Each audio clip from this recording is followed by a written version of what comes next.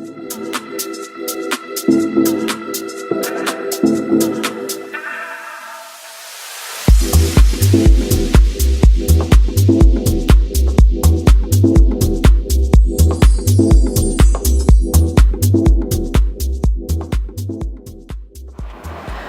ดีค่ะ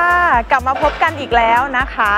วันนี้นะคะยุ้ยก็ยืนอยู่ที่ไซต์งานการก่อสร้างของโครงการ The Riviera Monaco ของเรานะคะจากครั้งที่แล้วที่ยุ้ยได้พามาอัปเดตการก่อสร้างกันไปแล้วนะคะวันนี้ยุ้ยก็จะพาทุกท่านมาชมกันว่าตอนนี้การก่อสร้างของเรามีความคืบหน้าไปยังไงบ้างนะคะเดี๋ยวเราเข้าไปดูด้านในกันเลยนะคะตามยุ้ยมาเลยค่ะ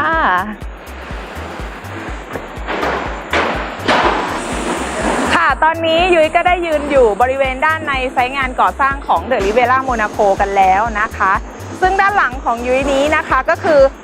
ตัวตึกหรือตัวอาคารของเรานั่นเองนะคะตอนนี้เราก่อสร้างไปได้ถึงชั้นที่4แล้วนะคะแล้วก็กำลังจะขึ้นชั้นที่5นะคะซึ่งโดยปกติแล้วเนี่ยภายในระยะเวลา1เดือนเนี่ยเราจะสามารถก่อสร้างได้ประมาณ4ชั้นนะคะซึ่งทุกท่านก็สามารถอุ่นใจได้เลยนะคะเพราะ